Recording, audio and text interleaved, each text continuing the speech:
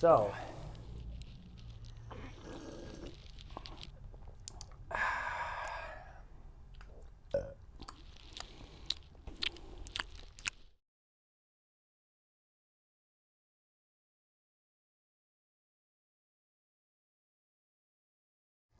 welcome to the Surplus Boys channel. This is Patrick. This is Nick.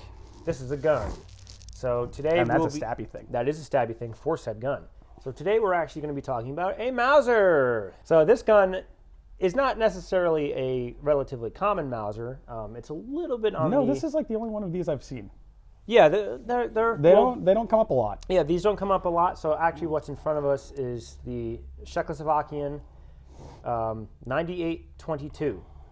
So this came out right after World War I, and pretty much the idea of this gun is that after World War I, when Germany lost, they had to pay war reparations to all the countries around them. Czechoslovakia was formed right after that, and so pretty much what they did, Germany, what they did was they pretty much had to give tooling and parts of their Gewehr 98 rifles to the Czechs. And what they did, they made their own Mauser rifle. The very first ones of these 9822s were actually practically 100% copies of Gewehr 98s. They had the longer vizier sights. You actually pronounced that pretty well. Yeah. I've been practicing. And the stocks were just like the 98 stocks. Did it have the sling swivel in the front too here? Yeah, I think so. Okay. So yeah, you'll see these guns have like a weird interperiod where they start to lose some of their German parts. This one falls right into that range, so we'll get to that when we bring the gun in a little closer. But yeah, pretty much what happened when Czechoslovakia was formed, Bruno Arms, I guess that's how you say it, was formed pretty much right of November 1918, and then they actually changed the name to Zbrojovka. I think that's how you say it. That was in 1924. So, and then when these guns were actually in production, they were from actually 1924 to 1930 that these were made. There was a gun before this called the Mauser Jelling, or Jelen, I think that's how you pronounce it. Didn't make many. It was pretty much discontinued in 1922, and then they went through the process of making these. So from there, pretty much, yeah, this is just Gewehr 98 parts plopped into a gun. This is actually with Czech markings. Yeah, with Czech markings. This is actually more modeled after the Mexican 1912 Mauser in a way, just with how the stock is and with these this type of sight in the back here. Other than that, if I brought a receiver and bolt and everything of a normal Gewehr 98, would look identical, pretty much. So that's most of that. I mean, these were used by actually a good few of countries. So they didn't really see much service in with Czechs. Actually, they actually have very short life, because then the VZ-24 came out, which is kind of like the... You'll see something close to it actually pretty soon. Yeah, this VZ-24. Yeah, it's obviously a short rifle version. And that is a small ring Mauser, or the VZ-24s. These are considered large ring, aren't they? I suppose so, yes. Sometimes I know more, I don't know how. Information on different realms. Anyway, but yeah, the VZ-24 easily surpassed this and pretty much kicked this to the wayside. It's a handier rifle. It's the same. Think of a Kar 98K. Yeah, it's the same length. It's easier. It's just because this is World War I length, and every gun back then was way longer than it needed to be. Yeah. So pretty much. Once this video's out, another video's out, there'll be a comparison, and it'll be that comparison actually. Yeah, pretty much. It'll be comparing this to like a Kar 98K essentially. Practically. Yeah. But yeah, so for this, guns that were actually used in Czech service, they will have a marking on the receiver. This gun does not. It'll either say E22 or E23. I think those are the markings that you'll find. That's when you know you actually have a Czech used gun. Most of these guns were actually contracted out to other countries. Turkey was one of the big ones. I think Chinese, well, during the time of China back then, I think they had a... They were kind of buying anything. Yeah, well, they still had issues. Warlords used these, stuff like that during those... They were kind of like Ethiopia. They were buying anything they could get. Yeah, and they were making copies of a lot of stuff. Yeah, a couple other countries. That's where you get there's Iranian ones, too. When that whole thing happened. So you'll actually find these went to a bunch of different countries. The markings on this gun, I don't believe any of those went anywhere. I think maybe this gun's a little hard to kind of pinpoint because on those guns, so the Iranian guns, it will actually have Persian numerals on the sight here instead of your normal meters. Well, no, Arabic numerals. That's what these are called, or our numbers that we're used to. Turkish guns will have obviously Turkish symbols, but they'll actually have Turkish numerals and Arabic numerals on their sights, and then the Chinese ones will have, I think, obviously some Chinese markings. There's a couple other small things you'll find on them. Other than that, these guns did see service in a lot of smaller conflicts. They did see service in World War II, not to an official capacity. No, but as we have this rifle. Yeah, you have this gun. We're going to use it. A lot of. I'm sure you probably saw these in the Spanish Civil War. Yeah, a lot of partisan style fighting. Rebels. Guerrilla. Where you'd expect to see them. Actually, I think as of recently, I was going to say, hell, these are probably showing up in Ukraine somewhere. Yeah, probably. Most of these guns probably are. They just found a huge cache of World War II weapons in Ukraine. Yeah, so I think the Kurdistani rebels, as of recently, they were using these. Yeah. My book is falling. That's a good book, by the way. I'll talk about this book later. Good book, though. But and then these guns came in 3 major calibers. There's probably some examples you find with different calibers of something rechambered. But the main one you're going to find is 8mm Mauser, which is that's what this gun's chambered for, and that's what those beans are. You'll find them in 7mm Mauser. And that would be a cool gun. That would be pretty 7mm. And then you find them in the 7.65 by 53 Mauser, which are most of the ones that went to, I think, Turkey at the time, because the Turkish Mausers were originally in 7.65, and then they were swapped over to 8mm at some point. But yeah, that's pretty much it on history we know. It was very hard to find history on this gun. Both of our Mausers are relatively hard to find history on. Yeah, this is in a really weird realm. They didn't make a whole ton of these. I actually don't have a production number on this. So, but it's, it's a pretty cool gun. I think this falls within the 11,000 range. Yeah, you were saying like right after they got rid of the sights. Yeah, so right around, I think the 10,000 mark. That's when you started to see the disappearance of the Longa-Vizier sight. I don't know about the stocks necessarily. Well, it's the same style the Gewehr 98 is. Yeah, well, no, I mean, it's just more of a Mexican 1912 stock. The Gewehr 98 actually does have finger grooves. Well, yeah. But I'm talking about the overall look with the exposed barrel. Oh, yeah. The overall look is very similar, but it's almost. And then at one point, the H style. What do you call it? Ring up here, the barrel band, the front barrel band. That does go away at some point. And because they eventually, I mean, at least Germans, they eventually went to, I think, just a solid one. Yeah, just a solid. And then the what do you call it? The sling swivel kind of hole right there. That's on these trigger guards. Does go away as well. So this gun fits in that weird in between part. But yeah, that's pretty much it on history, at least that I could figure out. And we're going to bring you back in a little closer to kind of show you all that cool I'll show you the bayonet too. That's an actual Czech bayonet, right? We actually have a Czech bayonet here for it. Don't have a bayonet frog for it, but whatever. They're easy to find. Yeah, but so we'll bring you back closer. All right. Alrighty. Now we have the 9822 a little bit closer to kind of show you the markings and other little tiny things on it to kind of let you know that it's pretty close to a Gewehr 98. Especially price point wise, these are way cheaper than an actual Gewehr 98. So if you're looking for almost there, this is a good option. So this is pretty indicative of a Mauser at the time. So, from up here, you could be like, oh wow, he has a Gewehr 98. As soon as you start slowly going down, you're like, wait a minute, it's missing some stuff. And you're like, okay, wait, no, that's kind of a Gewehr 98 in the back there. So yeah, very close. I'm going to try to get markings in here. So there is the crest for this. So CSTS, this is Brozovka, Bruno. So that is, I think there's 2 or 3 different style of this marking on here. This is the earlier pattern of stamp. There is one that is that's not curved; it's just straight across. that is for the later guns, and that's also, I think, seen on VZ24s.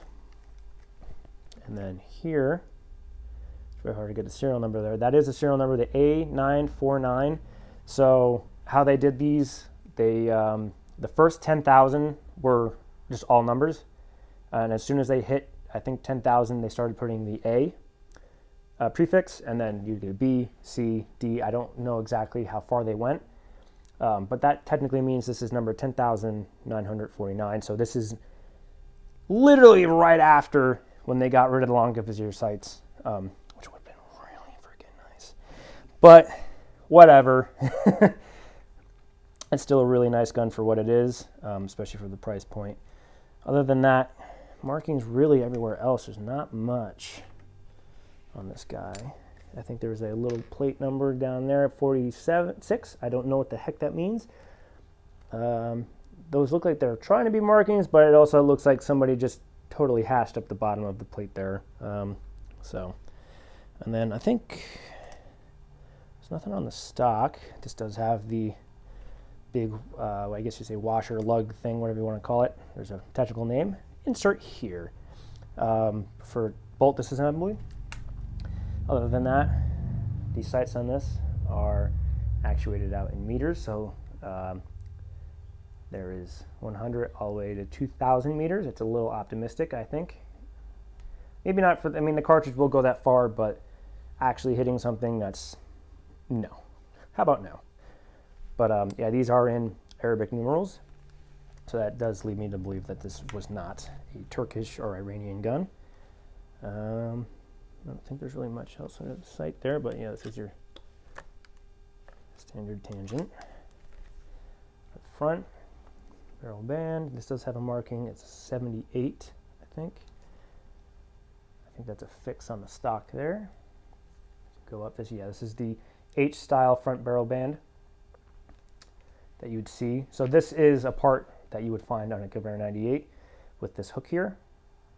For I think that's for the stacking for rifle TP, pretty much.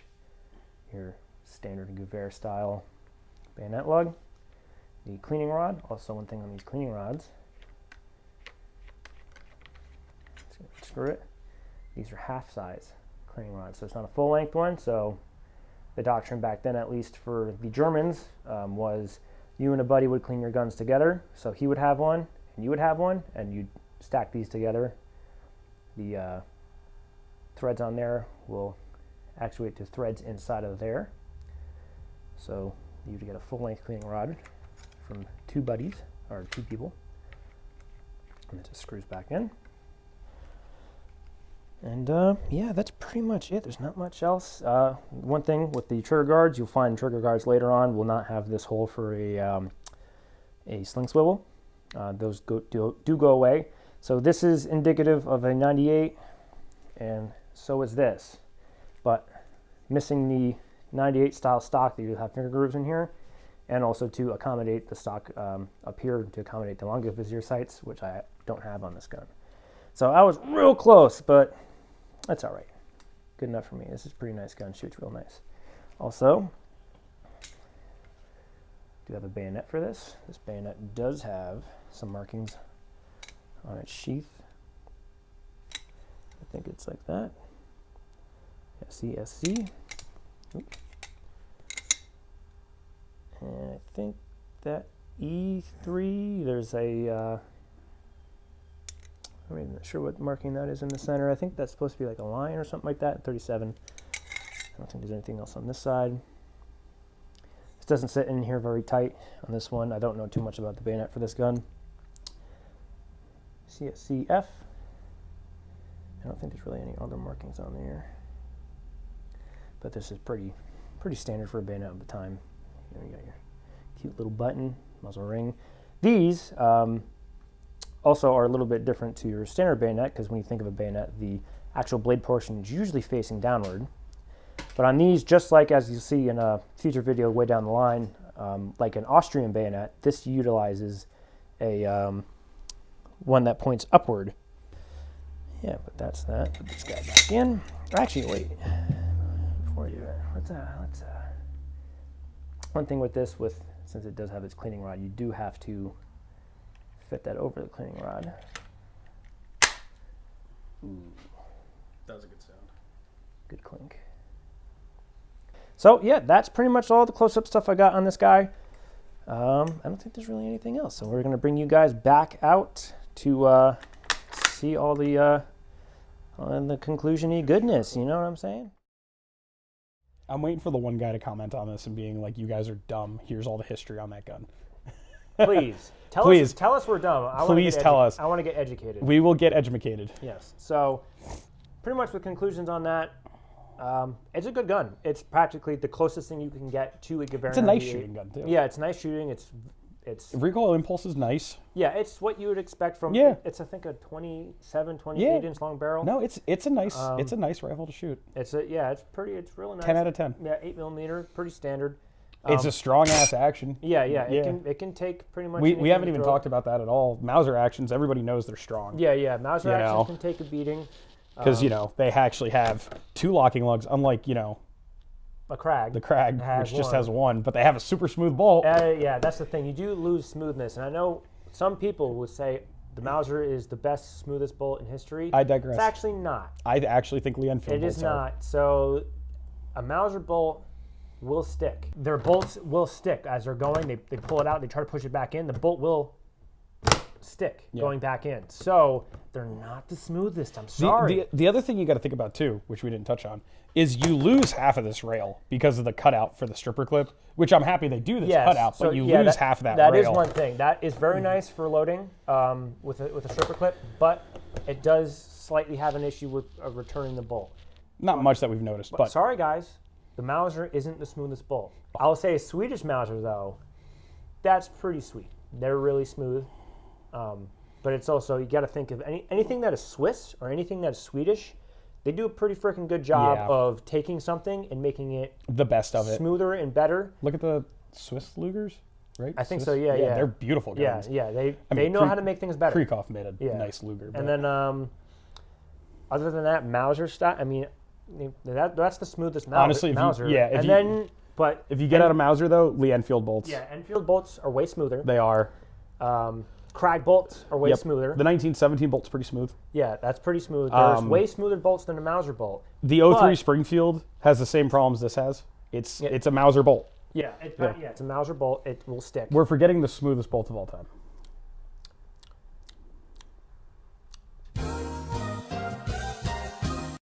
You have no idea, do you? Well, is it like an actual turn bolt or is it a straight bolt? No, you're forgetting about the Mauser Nagant. The best bolt in history, let me tell you. Oh, God. Okay. So we're getting off track now. All right, we're going to talk about the book. So this book that we mentioned a little bit earlier, this is a Mauser book. It's a relatively good book. I haven't gone through all of it. There is other Mauser books out there, but this is what you want to know about almost every single Mauser ever made for any country ever. And it breaks it down real well. Between 1871 and 1945. Yeah. So anything after that, they kind of don't touch on too much, but this is probably kind of why My Gun's not in there. Yeah, kind of. It's not too much. Because it's 47. Yeah, but it did technically come out in 1924. Yeah, so it's in that gray area. It's a gray area. But yeah, this is Mauser Military Rifles of the World by a Mr. Robert W.D. Ball. Go buy it. Good book. Good book. There is a few editions of it. This is the third, as I mentioned before. Is the fourth the most recent one? I think the fifth. There's a fifth version. Okay. It is much more expensive than this. That's why I bought this. I would recommend this book. I can technically put a link to it in a way. Well, it's a book. Yeah, it's a book. It's not a gun. Yeah. YouTube doesn't like it when we leave links to places that sell guns. Yeah, but we can leave links to books. Because I got that on Amazon. So yeah. And that's it. That's all we have to tell you about the Czech 9822. It's a cool gun. Go buy one. If you can find one. If you, they're not that hard. Really, in all honesty, I don't think they're that hard to find. No. But anyway, do that. Like, comment, subscribe, notification stuff. Yeah, turn on the bell. Do all those stupid algorithm things, whatever. Stick around, please. We appreciate you looking at our stuff and the effort that we do put into this. So, y'all have a good time. And have a good day. Go enjoy yourself. Go take a nice cruise on your couch. Bye-bye. Bye-bye. Oh, my chair's over here. We could get an Elmo table. What? We can get an Elmo table. I'm looking at free tables. An Elmo table. You heard it here first, folks. We can get an Elmo table. I just realized your little stash of Pop-Tarts over there. Oh, you never noticed that?